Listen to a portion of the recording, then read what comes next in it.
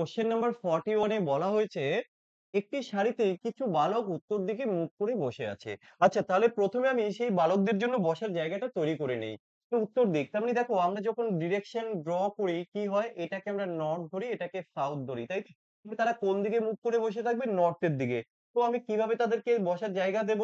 তাদেরকে বসার জায়গা দেব, এইরকম একটা বসার সিট তৈরি করলাম। তারা প্রত্যেকে এই দিকে মুখ করে আছে। ওকে, ফাইন। এবার কি বলা হয়েছে?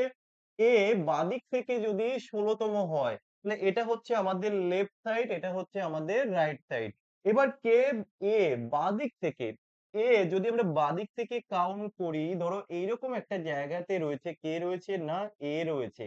তার যে পজিশন সেটা কত? সেটা হচ্ছে ধরো ১৬ তম। এই যে ১৬ তম আমরা লিখলাম। এবার কি বলা হলো? ওই একই স্থানে, তাই তো?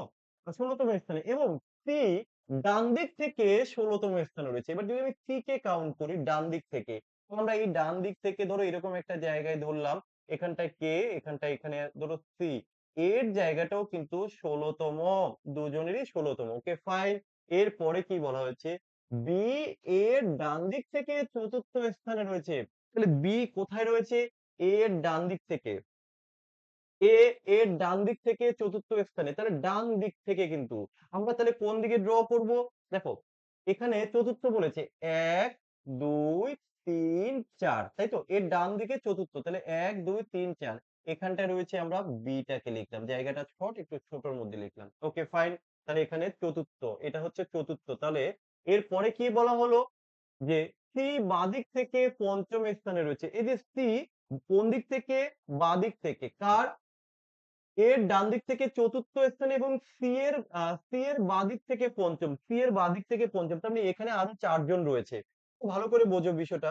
এখানে ৫ম মানে একই ব্যক্তির দুটো পজিশন। এদিক থেকে ৫ আর এদিক থেকে ৪। তাহলে টোটাল যেহেতু ব্যক্তি একজন, তাহলে এই মিডল এ কতজন রয়েছে? মিডল এ টোটাল কিন্তু ৮ জন রয়েছে। এবং যে সারিটিতে মোট কতজন বালক আছে? তাহলে মোট চেয়েছে। তাহলে মোট দেখো এখানে আছে ১৬ জন। মিডল এ এই যে এদের মাঝখানে রয়েছে ৮ জন। আর এখানে আছে আরো ১৬ জন। তাহলে কত হবে? ১৬, ১৬ ৩২ আর ৮ হচ্ছে ৪০। এই যে, তো এখানে ৪০ হয়ে যাবে অপশন সি। আশা করি প্রত্যেকে বুঝতে পেরেছো। যদি কোন ডাউট থাকে তোমরা কমেন্ট করে জানিও। কেমন?